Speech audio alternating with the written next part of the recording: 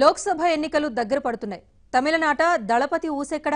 జయలలిత మరణం తర్వాత పార్టీలో తలెత్తిన అన్నాడీఎంకేకు క్రేజ్ తగ్గిందా? ఇదే సమయం తలైవా రాజకీయాల్లోకి ఎంట్రీ ఇవ్వటానికి, సీఎం కావటానికి అనుకున్నారు అంతా. కానీ తలైవా ఏం చేస్తున్నారు? అన్నాడీఎంకే ఢీలా పడుతున్న వేళ డీఎంకే పుంజుకుంటుందా అనే మీమాంసలో ఉండగానే సూపర్ స్టార్ ఎంట్రీ ఇచ్చేస్తున్నారు అనుకున్నారు అంతా. కానీ రోజులు నెలలు గడిచిపోయాయి. ఇంతవరకు పార్టీ పెట్టింది లేదు. చివరాఖరుకు రజనీ టార్గెట్ ఏంటి? హాట్ టాపిక్ డిస్కషన్స్ జరుగుతున్న వేళ రజనీ ఇచ్చిన సమాధానంతో ఆయన అభిమానులు పరేషాన్ అవుతున్నారు.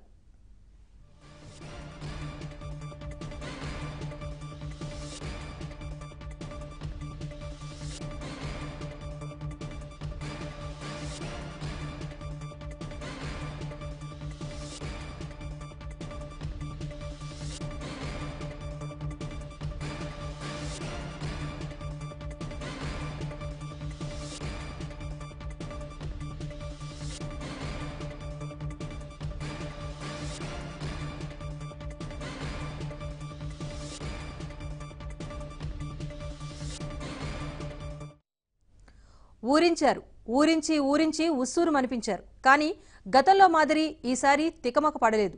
సూటిగా సుత్తి లేకుండా ఓ ప్రకటనిచ్చారు రజనీకాంత్. లోక్సభ ఎన్నికలకు పోటీ చేసేది లేదని పక్కాగా చెప్పేశారు. 2021 తమిళనాడు అసెంబ్లీ ఎన్నికలే టార్గెట్ అని లేఖలో స్పష్టంగా ప్రస్తావించారు. దీంతో దళపతి అభిమానులు పూర్తి నిరుత్సాహపడిపోతున్నారు.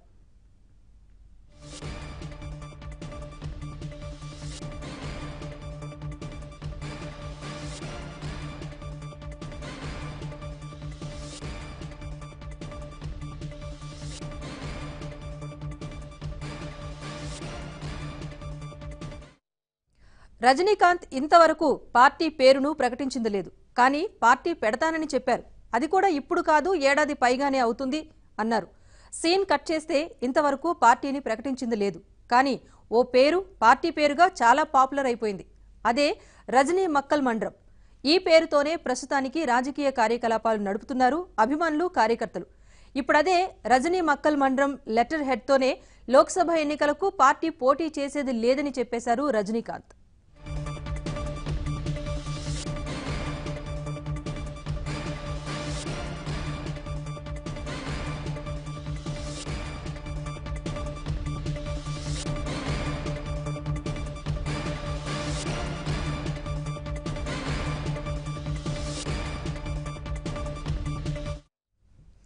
లోక్సభ ఎన్నికల్లో పోటీ చేసేది లేదని తేల్చి చెప్పిన రజనీకాంత్ మరో 2 ఏళ్లకు జరిగే అసెంబ్లీ ఎన్నికలకు పోటీ చేస్తానన్నారు. అంతేకాదు, లోక్సభ ఎన్నికలకు ఎవ్వరికీ మద్దతిచ్చేది లేదన్నారు.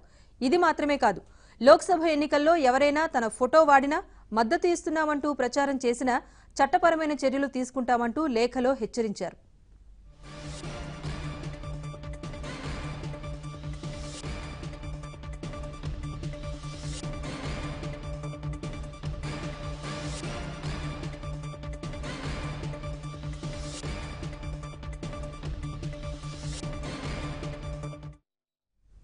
తమిళనాట ప్రధానమైన నీటి సమస్యను తీర్చేవారికి ఓటు వేయాలని ప్రకటనలో విజ్ఞప్తి చేశారు రజనీకాంత్. ముఖ్యంగా ప్రధానమైన నీటి సమస్యను తీరుస్తారని నమ్మకం ఉన్నవారికే ఓటు వేయాలని కోరారు.